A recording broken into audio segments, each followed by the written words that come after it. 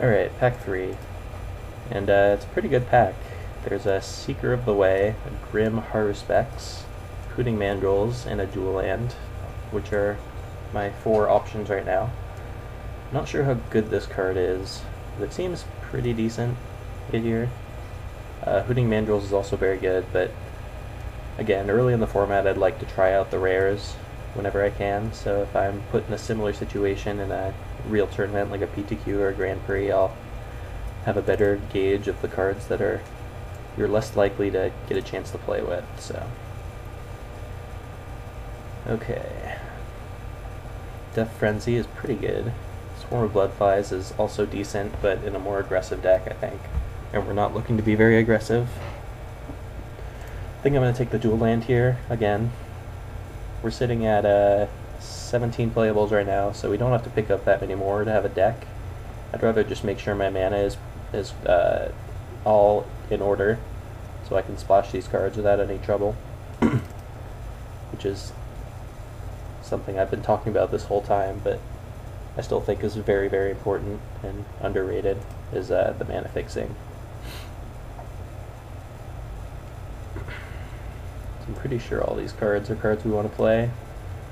The War Behemoth is like iffy, but it's still fine. It's like a big butt that can block and set us up for the more powerful cards, like the Necropolis Fiend and the Flyers and whatnot. We've got a Ruthless Ripper, which I'm probably going to take. I've been very impressed with this card, actually. Just like 0 mana, flip up your guy, kill whatever is blocking it, or it is blocking. It can lead to some pretty interesting stuff, like your opponent hits their 5th land drop, attacks their morph into your morph, thinking that theirs will survive, but then you Ruthless Ripper and just get the tempo and 1-for-1, which is very, very good. It's also another Soothsayer, but I wouldn't be surprised if this one wheels, since we got the second one, what was it, like 14th pick or something insane. The card's super good. You draw a card and you fill up your graveyard for your delve cards. It's just insane. Should not be going 14th pick.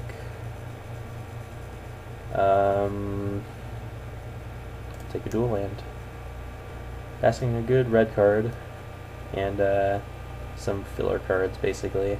Feeder Resistance is better than filler, but it's not an effect I'm hurt like I want really badly. I'd rather just have perfect mana. Debilitating Injury, on the other hand, I will take over the Dual Land. The card's very good. It does exactly what we want it to do, basically. It's an early interactive spell, and it enables our delve, so it's just perfect for our deck. This deck looks really good right now. Only three playables away from a full deck. Channeling Attendance hasn't really impressed me that much. There's really nothing else I want. I don't want a banner. I don't want a mediocre morph. So I guess I'll take it, and hopefully won't have to play it. I also have this Treasure Cruise in my sideboard, which I guess I can bring back in, but that remains to be seen. I also don't want too many Delve cards in my deck, because they don't work well on multiples, unfortunately, and we don't have too many enablers at the moment.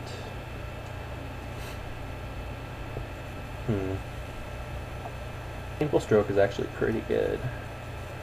I don't know if I want it for this deck, though, over just like a good blocker or a 2-drop. I think I'm going to take the 2-drop, actually.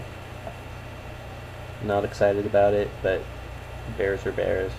Also a Glacial Stalker, which is like whatever. We already have lots to do with our morphs, which I was talking about earlier. So now we're at 21 playables.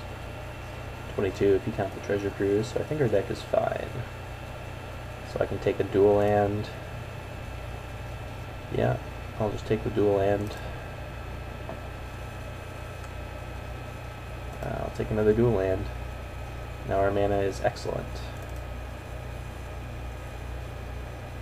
We have 9 Dual Lands, that is very good.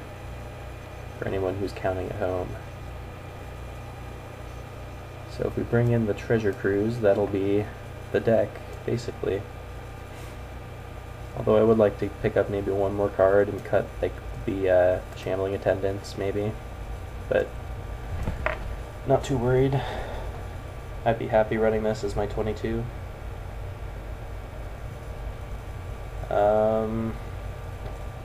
Scout the borders.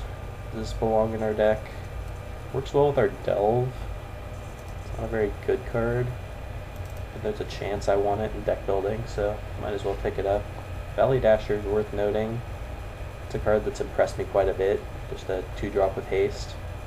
The downside is very real though, especially in our deck, because we're looking to put high toughness guys on the board pretty early. So, alright, there's the Soothsayer. Now I get to cut the what you call it, shambling attendants. Oops, not a rare. We do want that. So I think that's 22. That might be 23 actually. So I'd have to cut something. I guess to scout the borders. But yeah, this deck looks excellent. I'm very excited. Witness of the Ages. I mean, it's not an exciting card, but I could see games where I'd want to side it in over the War Behemoth or something. I don't know. Where the extra power is more important than the 2 toughness. Right now, I guess I'll take the Valley Dasher. I'm definitely not playing the 2-drop card disadvantage enabler, even though I am the delve deck. I am the deck that wants it, but don't want it that bad. Oh, I get to hate draft this thing. It's one of the better morphs. Alright, so I'll pause it here and we'll be back for deck construction. Alright, this is the 40 I've settled on, 18 lands, and as you can see, this is where it finally pays off to have taken all these dual lands, because our mana is just so good. Despite the fact that we're 3 colors, or 4 colors, we ended up with 8 sources of green, 7 of black, 8 of white, and 5 of blue. So we're going to be able to cast our spells very easily. And you've noticed I've taken all the morphs and put it over here in the 3-drop slot, even though we have to keep in mind that our 5 and 6, our turn 5 and 6 is going to be also taken up by unmorphing these guys, potentially. So, the curve looks good when you have it this way, but you have to keep in mind that all these cards are also very expensive with their other mode, which is why I'm playing 18 land, and why I think you should play 18 land in this format anyway. So, notable omissions. I'm not playing the Scout the Borders just because it's not a very good card, and the 3-drops are generally not as good in this format because you want to spend your turn 3 playing a morph. So there's not really a good time to cast this thing, unlike a debilitating injury. Colossadon, just like, if it had morph it'd be fine, but it's just like way worse than what we Luxodon. And some mediocre cards. I'm not playing this. I don't think it's high impact enough to want to delve it out early.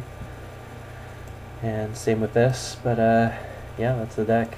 It looks really good, and I'm very optimistic about my chances, so I'll be back for round 1.